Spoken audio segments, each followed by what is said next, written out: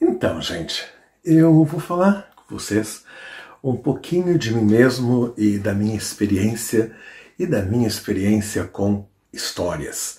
Eu venho de uma família multinacional, então desde criança eu fui exposto a 3 línguas. Eu aprendi simultaneamente, por assim dizer, a falar português, a falar inglês e a falar espanhol, sendo o inglês e o português como línguas, por assim dizer, nativas. E uma coisa que eu percebia desde criança é que pessoas que falavam idiomas diferentes contavam histórias diferentes. Logicamente, eu falava as 2 línguas, nem sempre os adultos à minha volta compreendiam-se uns aos outros. Então eu percebia aquele fenômeno. Isso é uma coisa que desde jovem interessou-me. Por quê? Por que as pessoas contam histórias e por que essas histórias impactam tanto a vida delas? O cotidiano, a forma de pensar, aquilo que eles dizem, o como eles dizem, aquilo que eles querem, aquilo que eles compram, aquilo que eles vendem, por ali vai. Pois bem, mas uma coisa que eu percebia que era exatamente o mesmo para pessoas que falavam línguas diferentes é que elas contavam histórias por 2 motivos parecidos, ou digamos até por 2 motivos iguais. Um deles é que contavam histórias para melhorar a sua vida. Então as pessoas contavam histórias positivas para alegrarem-se, para terem motivações, né? Ou muitas vezes contavam histórias para alertar alguém, para ensinar alguma coisa.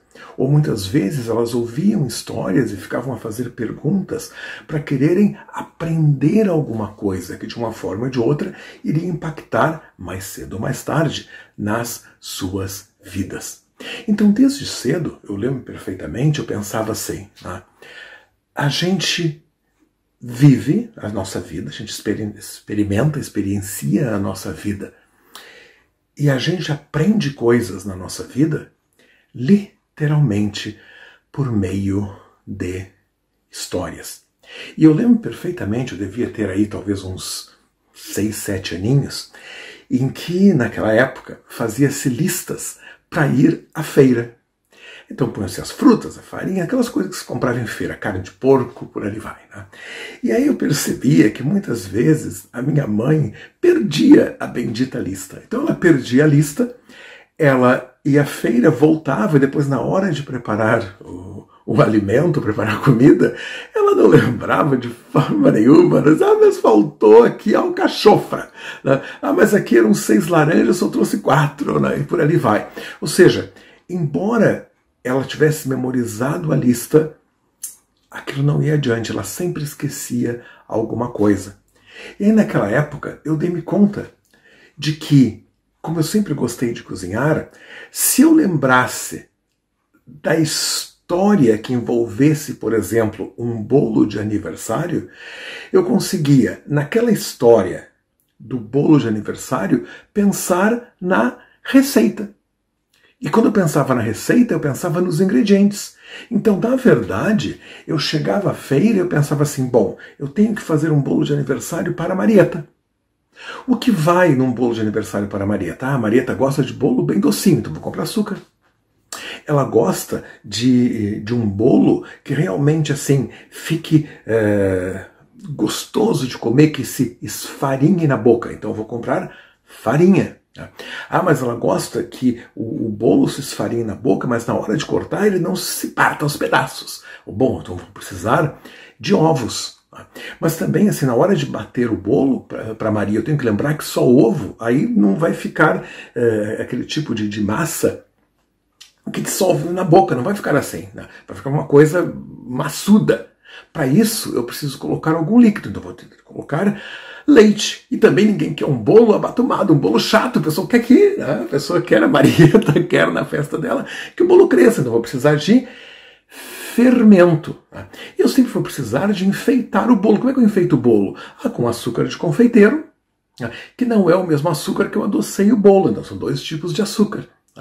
Consequentemente, se eu quiser que o bolo não seja apenas branco, digamos o bolo da Marieta eu quero fazer em amarelo, cor-de-rosa e azul, eu também vou ter que comprar um tubinho de coloração de alimentos cor-de-rosa, azul e amarelo.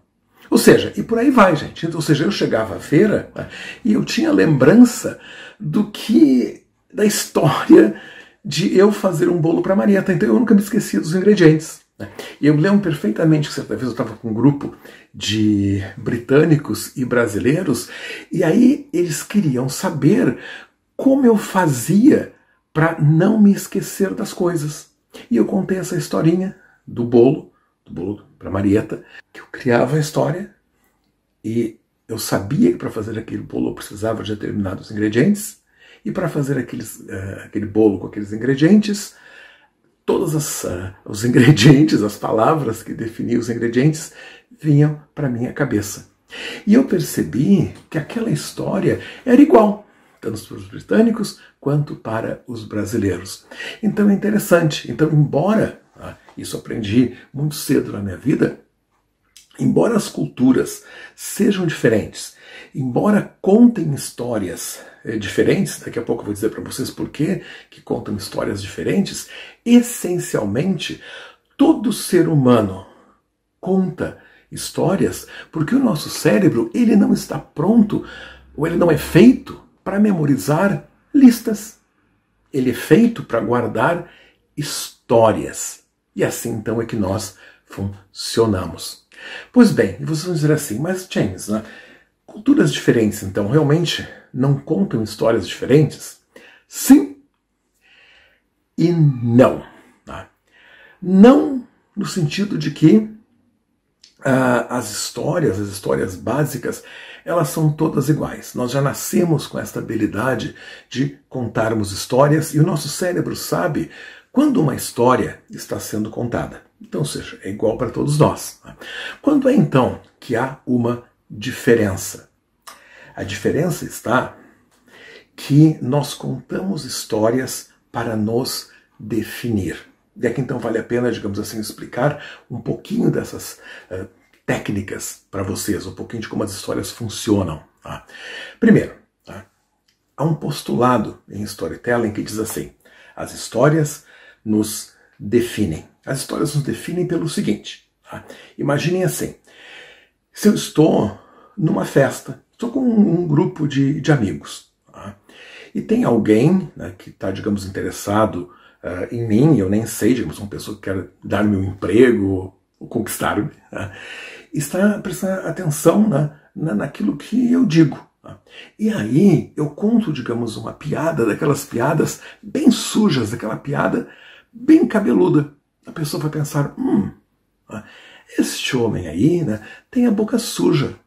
Este homem aí contou uma piada desrespeitosa. Então, eu não vou conversar com ele, eu não vou conquistá-lo, eu não vou oferecer nada para ele.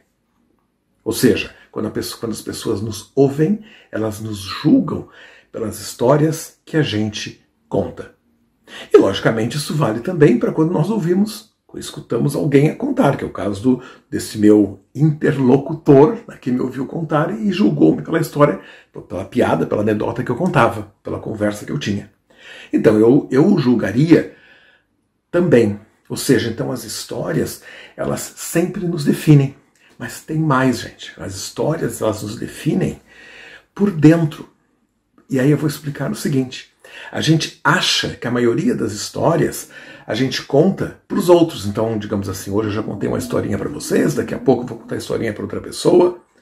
Não, essas histórias que nós verbalizamos para os outros são, na verdade, poucas. A maioria das histórias nós contamos para nós mesmos. E é incrível, se vocês prestarem atenção, a gente acorda de manhã já contando histórias para si mesmos. a gente vai para a cama contando histórias para si mesmos. E tem mais. Na verdade, quando a gente fica contando histórias, a gente conta essas histórias até mesmo quando a gente está dormindo. Porque o nosso cérebro, ele precisa de história, nós precisamos de histórias, e é uma ebulição constante de histórias. Ou seja, as histórias, elas sempre nos definem. E isto é igual, digamos, história é igual para todos nós, mas o definir-se com histórias, logicamente culturas diferentes, vão se definir com histórias levemente diferentes. Então, eu percebia que, embora os brasileiros e os britânicos se definissem, digamos, com algumas histórias que eram as mesmas, com outras eram diferentes.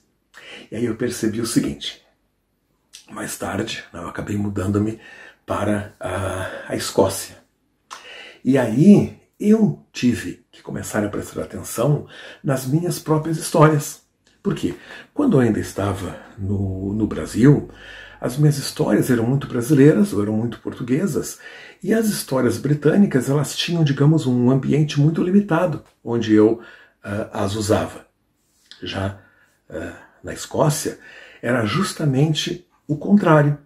Então, consequentemente, as minhas histórias, elas estavam afetadas pela minha brasilidade, pela minha portugalidade.